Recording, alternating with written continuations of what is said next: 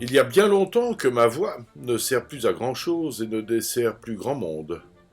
Par contre, ma mémoire et ma voix restent bien actives. Je sens bien et je vois bien que je ne sers plus qu'à convoyer quelques wagons de temps à autre. Pourtant, je suis là depuis 1865, date à laquelle, après le rattachement de la Savoie à la France en 1860, je fus déclaré d'utilité publique.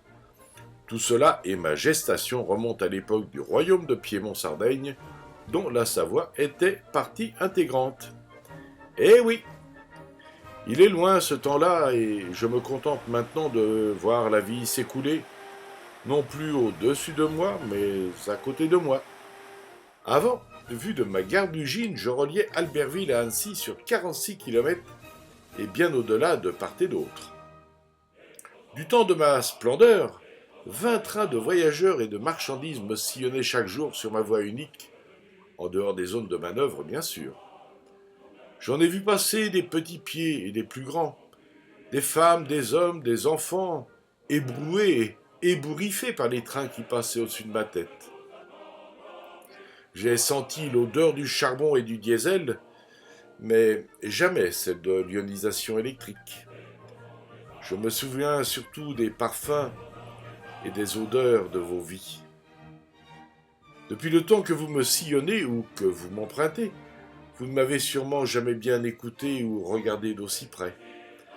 Alors je vous envoie ces quelques photos de ma famille. Une partie de mes voies fut même transformée en piste cyclable, et mes abattis transformés en ferraille. Quel déshonneur pour un chemin de fer.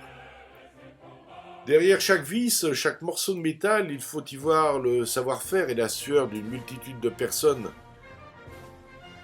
et ce depuis tout ce temps. Imaginez tous ces hommes et ces femmes qui ont œuvré sur cette œuvre d'art qu'est la voie de chemin de fer. Au son du tac-tac, tac-tac qui accompagnait vos voyages, mon bonheur de vous servir rythmait vos vies.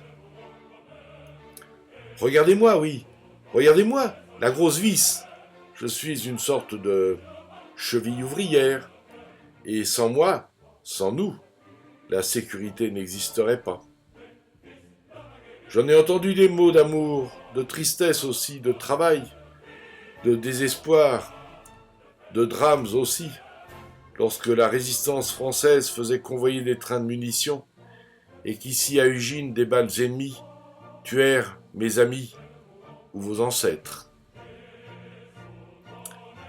Parfois, en d'autres temps, je devais tendre l'oreille car il n'y avait pas de mots à entendre, ou juste des bruits divers couvrant vos sentiments et vos sensations.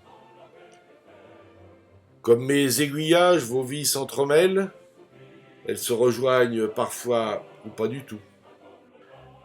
Allez, je vous laisse pour ce soir, demain sera un autre jour. Pour moi, ce sera un mystère, ou le train-train, et pour vous, une autre aventure. Moi, je ne bouge pas, je vous regarde juste passer près de moi. Merci pour votre visite.